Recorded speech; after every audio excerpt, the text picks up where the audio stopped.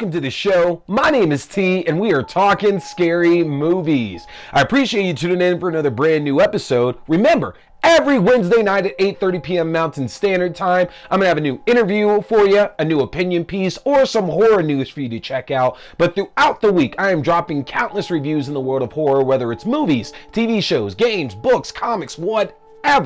And if you don't want to miss any of that, you gotta get subscribed to my link tree. And you can do that by going to linktr.ee/T Scary Movie. If you get subscribed to my link tree, that's gonna give you access to the YouTube page for the video version of the show, to your favorite podcasting platforms, the audio only versions of the show, to my Letterboxd page for my written reviews and movie rankings throughout the year, to my TikTok page for my short horror content, including movie news and movie premieres, to my Twitch page. You can catch my horror gaming, which this month includes Rewind or Die and The Thing for PlayStation 2, and to my Fangoria shop page, where you can enjoy my 20% off discount, anything in the Fangoria shop, including a yearly subscription to the physical magazine. Don't miss out, folks. Hit that subscribe button, especially because we are now doing monthly giveaways here. We gave away some Ghostbusters merch earlier this year. We also gave away a Tall Man Funko Pop, and this month we are giving away a little golden book copy of A is for Alien. So if you want a chance to win that there, all you gotta do is comment on any video I release here in the month of August, and at the end of the month I'm gonna go ahead and do a drawing, and we're gonna award that to one specific person there. So hit that subscribe button and make sure to start commenting on our August videos. So we start off with our first story here, which is the Gary Doberman's Salem's Lot adaptation that has been shelved for a little bit at this point. If you remember, it was supposed to come out initially back in 2022, then it got moved in 2023, then they just completely pulled it off the theatrical slate, and for a while we didn't know if we were actually going to get a release of this, and then actually earlier this year we talked about it was finally going to get released, likely to Max. Confirmation of that here, y'all. Salem's Lot is coming to Max in October. That's right, we're finally getting it in just a couple of months. Now, Stephen King has already seen this new adaptation and says it is quite good. Pretty much everybody who's had a chance to see it so far has had nothing but good things to say about it. And when you go back in time and look at the adaptations that we've had, you know, we had the original one that everybody raves about from back in the 70s, which of course has Barlow looking like the classic Count Orlok back in Nosferatu, but I've always been a bigger fan of the 2004 version, which is 20 years old this year, actually, just a month ago, I want to say. That's the one that I really grew up on.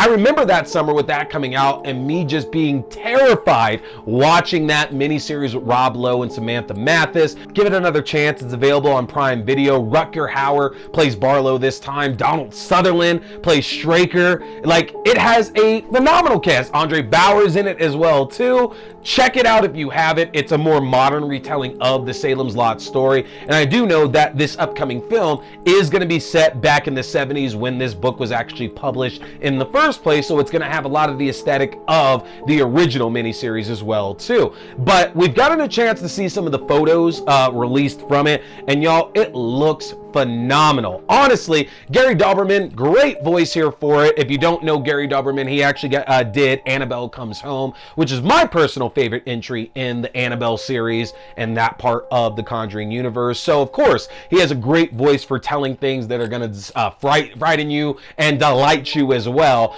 I'm very, very excited to see the design of Barlow in this one. I'm really amped to see how Lewis Pullman does here in this leading role, as his star is just growing and growing and growing, and he's got some big projects coming out here over the next year as well, including Thunderbolts. So I'm excited to see how he does in that leading role. And I'm curious for y'all, what are you looking more forward to this year? Because we got a big release in Salem's Lot coming up in October, but then in December we are getting Robert Eggers' remake of, or I guess new adaptation of, Nosferatu. So which of these two projects are you really looking forward to more? For me, honestly, I think it's Salem's Lot, just because I love Stephen King, and again, I do enjoy the Salem's Lot story, and I'm excited to see another adaptation of it. Nosferatu looks fantastic, but again, like, that original one is just like iconic. It's so classic. So no matter how well this adaptation of it's going to be done, I wonder if I'm not going to be able to let the original one go. And this is coming from the guy who advocates for remakes and new adaptations all the time. I'm not saying this as a negative, but I am very curious, just as I'm only so on Egger's work. So we'll see how that ends up turning out. Let me know in the comment section though which of those two you're looking more forward to. So that's our first story tonight. Next up, folks, looks like we're getting a new entry in the Dark Pictures Anthology. If you're not aware of this game series, this is a game series that has been spread out over the last decade or so on modern platforms. These are from the developers who made the games like Until Dawn and The Quarry. Now, their last game in the franchise, Switchback VR, which was a game for the PSVR 2, wasn't really met with a lot of critical acclaim just because the PSVR 2 isn't exactly selling the way that Sony had hoped it was. So there's not a lot of eyes that got on that. But the previous game, The Devil in Me, which was released back in 2022, which is based around a team looking to make a documentary on the life of H.H. Holmes and his murder hotel that he had. That's a game that I'm still actually working through right now. I've had a lot of fun with the games in the franchise so far. So Man of Medan, Little Hope, House of Ashes, they've all been really good. They've just announced the new game in the series coming out, which I assume means they're going to start a new season, which is Directive 8020. Now, from the jump of this, we know that Marvel star Lashana Lynch is starring in the game here, and that it's going to be an alien story, kind of similar to The Thing, where it's a shape-shifting alien apparently hunting a crew aboard a space station. Now, I'm excited for these games. Y'all know I love interactive movie types to where you're deciding things like the dialogue choices. And of course, you have to do those quick time events. I don't know why I'm addicted to those, but they are my favorite type of game. And I think it's just because I enjoy the storytelling and games like that a lot more than any other style of game that's out there right now. And I know a lot of people are very frustrated because you have to have those quick reflexes to get those quick time events, but they're so much fun. And a lot of times it allows for better storytelling. And I'm finding a lot more actors are attracted to these kind of properties as well too. I very much recommend y'all go back and play Until Dawn. Favorite game in the world that was on PlayStation 4. They're doing the movie adaptation of it right now, which I hope it turns out to be good, because so far all reports say is that they're very much changing a lot of the script from the game to where it might not be about the Wendigos anymore, and it might just be about the slasher element, which still works fine. I love slashers, but I do want the Wendigos in there as well too. We'll see. The movie comes out, I believe, next year, so crossing fingers on that. But I'm so stoked to see a new game in the Dark Pictures Anthology. This fall, I am planning to do some gameplay videos here of some of those entries, so y'all can check those out there. Probably House of Ashes, as I feel like that's the most exciting one to kind of go through. So if you haven't played these ones yet, this game is set for release sometime in 2025. We're going to stay up with that because I'm going to do some gameplay of that as well. It begins to come out, but you can see the trailer for yourself right now on YouTube, folks. Next up, this Christmas, it looks like we are getting a fun retro Y2K set film that's coming from, of all people, SNL alum Kyle Mooney. Now, Kyle Mooney, one of my favorite guys on SNL. I always thought that the spots that they put him in were so fitting. They were always so self-deprecating, and the guy did phenomenal in those roles on that. Did not know that he was a horror fan, and I'm actually super stoked to see this. If you haven't seen the trailer for this one yet, the comedy's called Y2K, and it's basically the idea of what if the film Maximum Overdrive happened when Y2K went down. Because if y'all remember, back when Y2K was coming up, everybody was afraid that this would just be the apocalypse because computers are going to reset and shoot off nuclear missiles, electronics were going to come alive, our infrastructure was going to crumble. There was nothing but fear based around what would happen when the clock strike 12:00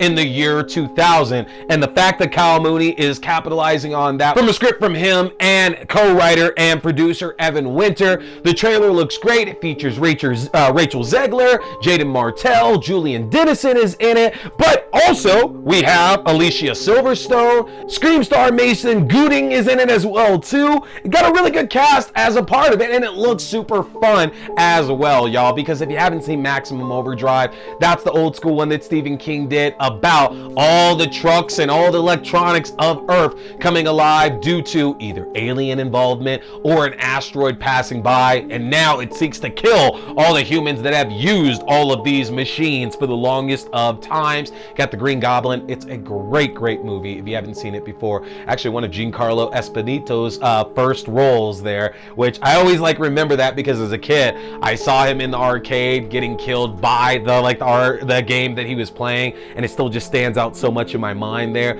I'm stoked. December 6th, Y2K comes out. A24 is doing the release of it. Can only mean good things, right? And our last story here. We've been following the Crystal Lake TV show that A24 and Peacock have been adapting for quite a bit at this time. You know, we talked about the fact that Hannibal showrunner Brian Fuller was recently let go from the project and was very fearful that the show would end up being dead after that, because that's not exactly a great sign. But it was announced recently that they now have a new showrunner, and the show seems to be back on track. And the name of that showrunner is Brad Caleb Kane. He's attached to the It show Welcome to Derry, which is going to be premiering on Max next year. That's great, because that show looks phenomenal. And I realized I wanted to go back and do a little bit more research, make sure I knew what I was talking about Bradley Caleb Kane, and see where my man has worked at here before. Now, I want to read some of these credits to y'all, because then you're going to realize a few things about this guy and why I'm especially excited about this here for one specific reason. So he worked on the show Tokyo Vice, which was a decent show. That's the one with Ansel Englehart that was on Max for a little bit there.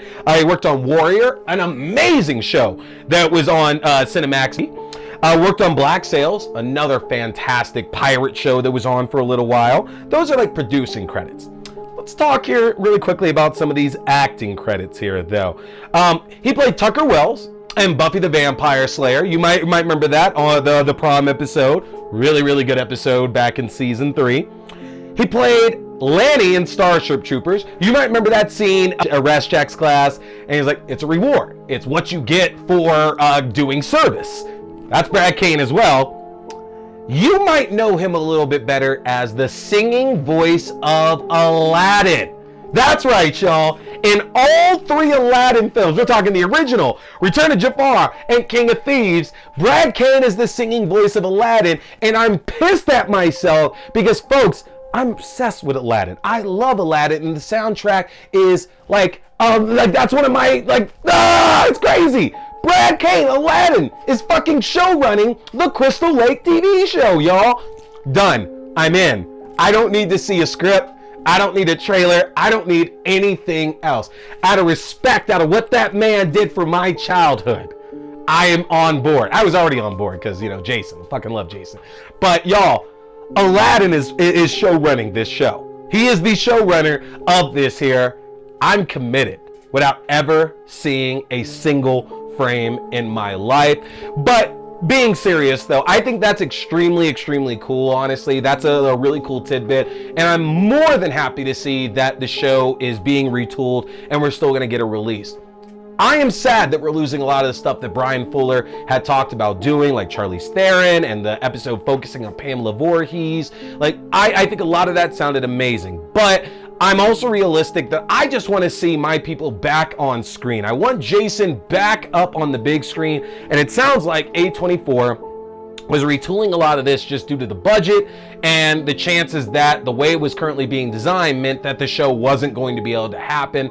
This is a good sign for us for sure, folks. We are one step closer to getting Jason back on the screen in front of us, and it's a really cool showrunner that's now in charge of things here. So we're going to stay on top of this because now we should expect to start hitting more and more news over the coming months and hope that we can get a fall 2025 premiere. I'm imagining we're probably looking at more of an earlier 2026, but we'll see. Stay tuned because we are absolutely going to stay on this story, all right? But that is it for us tonight here, folks. If you have opinions on any of these news stories, let me know in the Facebook. Let me know in the YouTube comments for a chance to win yourself a copy of A is for Alien. Hit that subscribe button, folks. Again, we got more great reviews coming out. We're going to be doing Alien. We're going to be doing Prometheus. We are going to be doing Don't Blink, Humane, The Crow, Strange Darling. We got a lot of great stuff coming up for y'all. And then our fall schedule is going to kick off here in just a couple of weeks, so don't miss it. Hit that subscribe button. Folks, I appreciate you tuning in. That's it for tonight, though. My name is T. We've been talking scary movies. Stay scared.